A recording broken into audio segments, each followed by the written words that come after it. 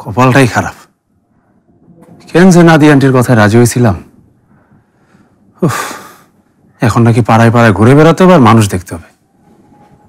শালার, এটা কোনো কাজ হইল?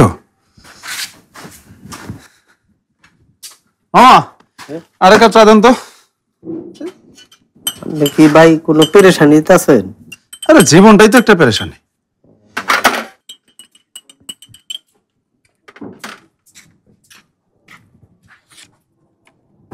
চিনি নাকি মহিলাকে?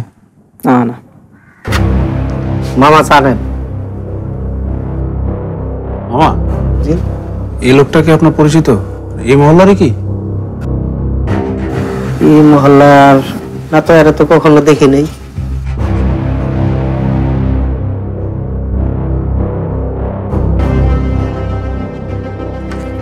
ভাই চিনি নাকি এই মহিলাকে? না ভাই।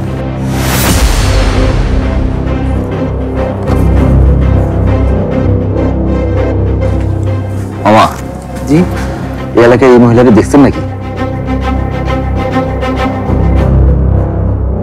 মামা, এই এলাকায় আমি নতুন আসছি তো, এই মহিলা কোন বাড়িতে থাকে বলতে পারবেন? না দেখিনি মামা, কোথায় যে থাকে।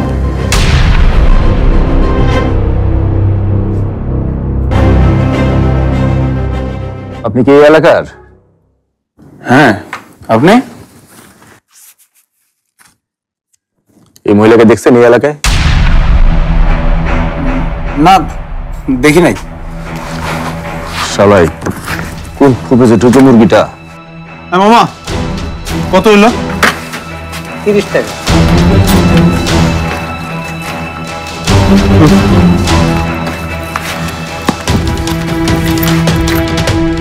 নাদিয়া আন্টিকে খুঁজছে লোকটা, কিন্তু কেন?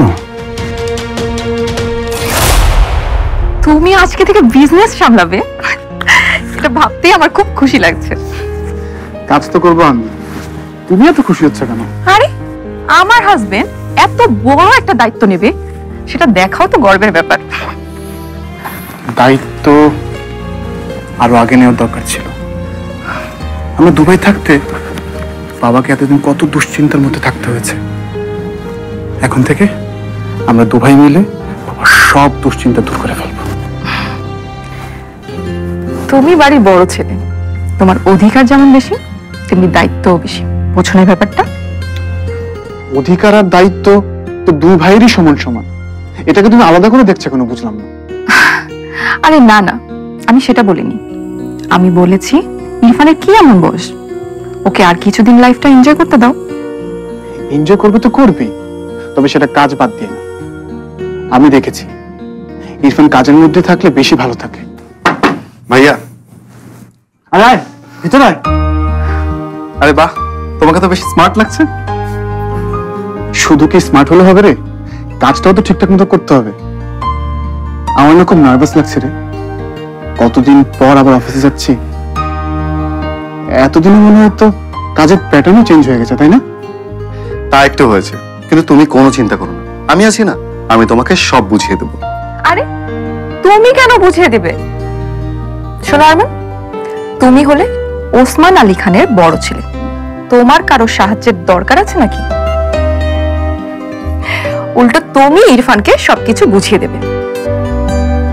বড় ছোট ব্যাপারটা অফিসে মেইনটেইন না করলে তোমাকে কেউ সম্মান দেবে না, বোঝো না ব্যাপারটা? এটা কেমন কথা মিতু? আমরা কি ক্রেডিট নেওয়ার জন্য কাজ করবো নাকি? আমরা তো টিম হয়ে কাজ করবো। তুমি কোনো চিন্তা করো না ভাবি, ভাইয়া তার যোগ্য সম্মানই পাবে, সেটা আমি নিশ্চিত করবো। ভাইয়া চলো, এসো, লেট হয়ে যাবে। থাকো।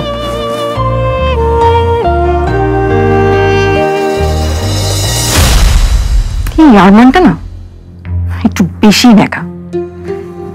এরকম নেকামি করলে তো বাবার সবকিছু ইরফান দখল করে নিবে। আরমান সুস্থ হয়েছে ঠিকই, কিন্তু এখনো বোকাই রয়ে গেছে।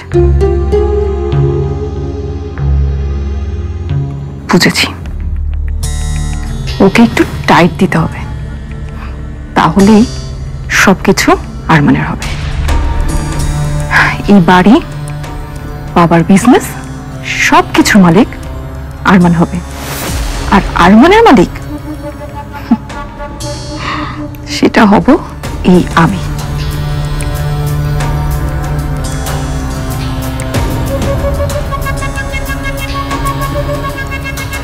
You are my weight, mister Osman. আপনাকে ধরে আমাকে জায়গা মতো পৌঁছাতে হবে।